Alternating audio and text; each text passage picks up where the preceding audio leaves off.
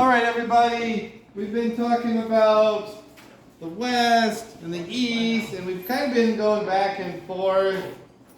And now it's all going to kind of come together and in the war with Mexico. But first, we have to go back, and we're going to be talking about California, Texas, Oregon, a little bit about the Southwest. Okay, so we'll just touch on the Southwest briefly, mostly talking about Santa Fe. Now, here's an old map of Mexico. Now you can see the green, you have Alta California, and then you also have Texas. You know, borders aren't very clearly defined, maybe. Let's talk about Stephen Austin. Now his father had a land grant given to him by the government of New Spain. Mexico had a revolution, became independent, and his father died. So in 1821, Stephen Austin went down to Mexico City to check with the authorities and make sure that everything was still on. They gave him the thumbs up and reminded him that he was there to encourage more settlement. That was partially to defend against Indian attacks. And there were some other requirements. Everybody had to convert to Roman Catholicism, become Mexican citizens, and don't do slavery. That's what they said. But these are all things that the settlers did not do. Now, in 1830, we have a ban, but again, Americans continue to come. And by 1839, you have 20,000. 20,000 Americans.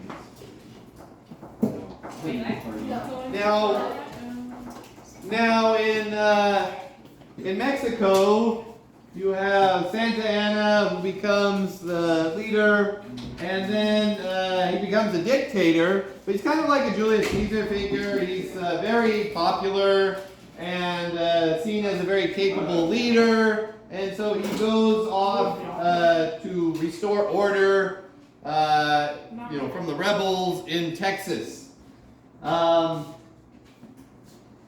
Because they're not following the rules and everything. So he tries to go and restore order.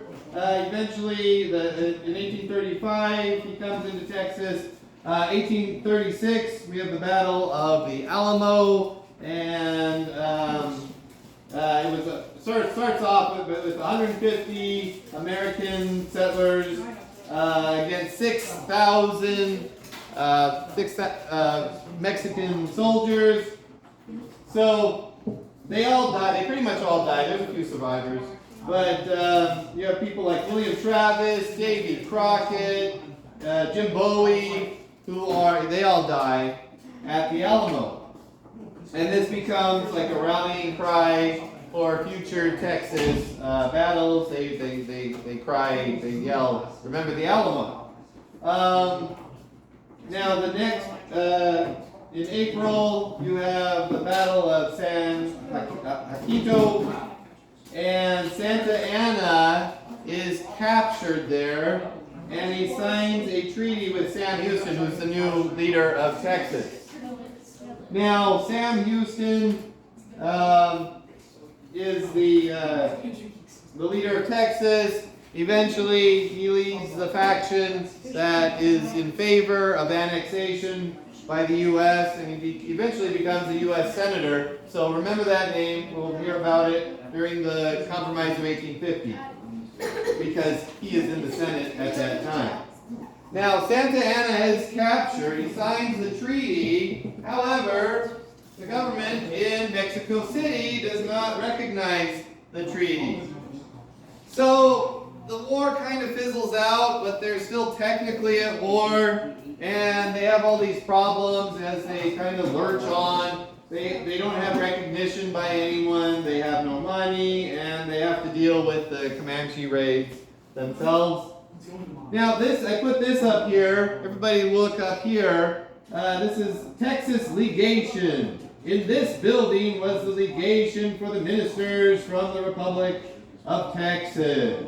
Now they have a bunch of these plaques that they put up in places like Washington, D.C., Paris, France, and London, England, because they sent ambassadors to those places to try to get those nations to recognize them. And so, you know, they didn't really have much success. And those plaques were put up just a few decades ago. I wanted to mention the Santa Fe Trail again. We talked about the Santa Fe Trail when we were talking about the Oregon Trail and the other trails. The Santa Fe Trail began in Missouri, went through Kansas, and ended up in Santa Fe, what will become Santa Fe, New Mexico. And so by 1821, you begin to have a trickle of American immigrants coming into Mexico, Mexico at that time. Okay. Oops. Yeah. So let's talk about California. Go back to the late 1760s, and you have Russia on the move. You have they get Alaska. They move into, or they claim Oregon country, and then they actually have a little tiny settlement in Northern California, what is today Northern California. Now,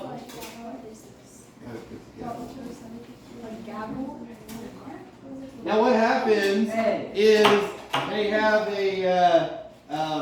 this outpost here for just a couple years, and then they abandon it. They go back to Alaska, imperial overstretch. But because of that claim to California, the Spanish, now this is the 1760s, get worried, and they say, well, we need to have a physical presence in California. So what happens is, rather than sending conquistadors to conquer California, they kind of, followed by clergy to convert the survivors of their conquest, they kind of clip it.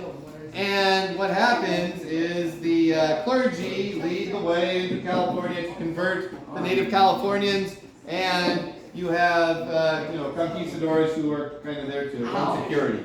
Now, they begin in San Diego, and over the next few decades, they build 21 missions, which began as an effort to stop the Russians. Now, you do have a trickle of immigration at this time from other parts of the world, America or Europe, and so you get John Sutter in what becomes the Sacramento area, and he has built a fort. It doesn't start out as like an actual military post. It's really just kind of a place where he's got some I don't know, I guess you'd call it an economic business incubator today, but he has places where you can set up a shop, a smith or whatnot. He also had a mill, and upstream, one of his workers finds something glimmering in the sunlight through the water in the river, and it turns out to be gold. And he can't keep it a secret for very long, so all these people start coming to California because of the gold rush. So make sure you write that down. So there are a few ways to get to California. One is an overland route. There's one land route, and that's based on the Oregon Trail. The Oregon Trail, and then split off right here outside of Cassia County, go through Twin Falls County and on through Nevada to California. Northern California, of course, because that's where the gold is. Now, there are also two sea routes to California. One, you go all the way around South America.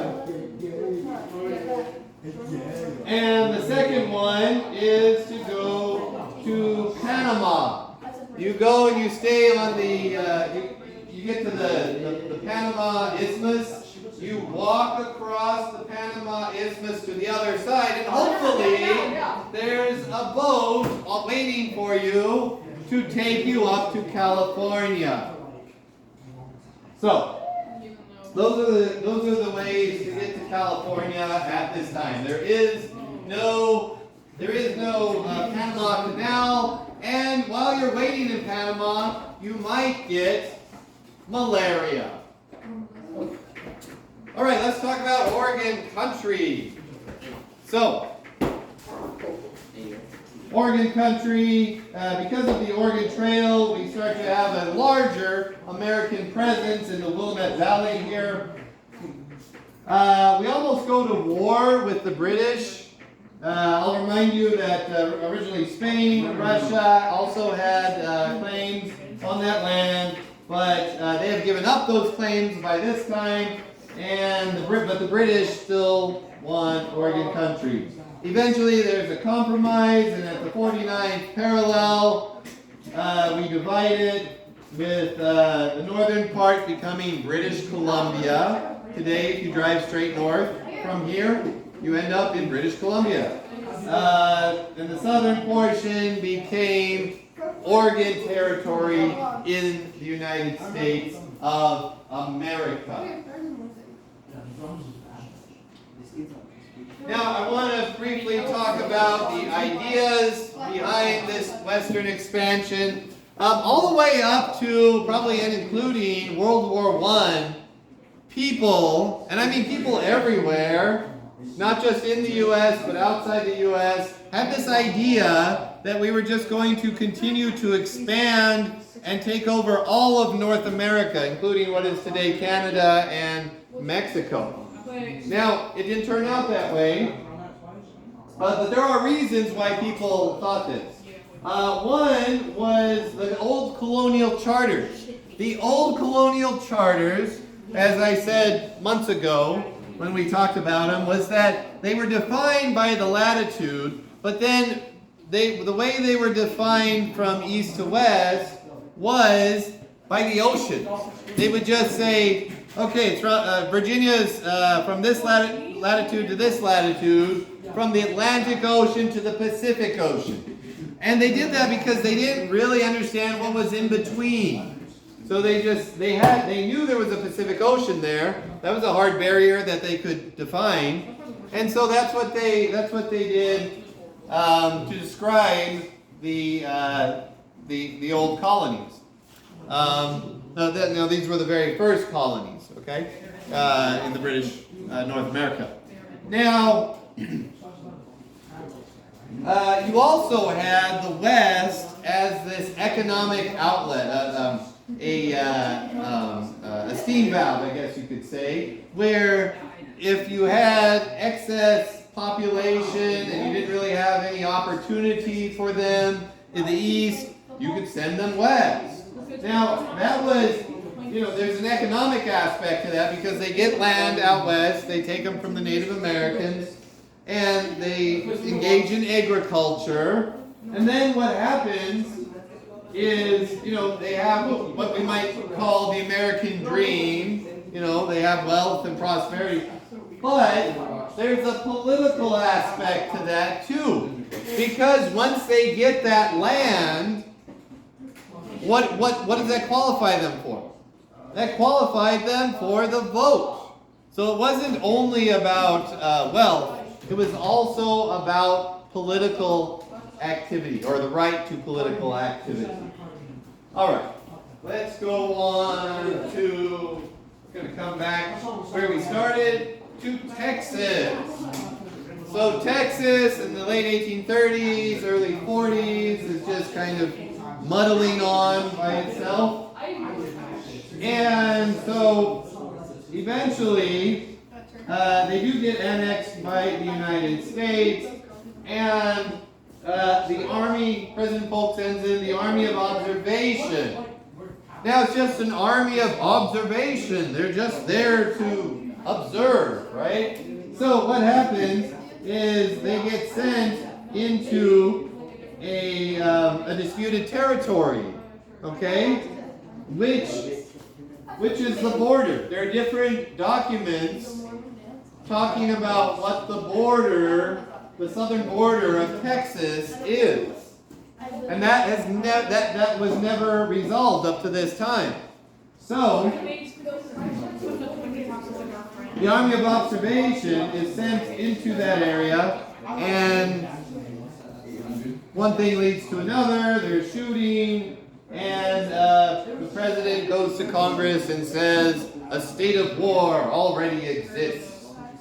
Okay? And that's where we'll leave it today. And next time we will talk about the war with Mexico.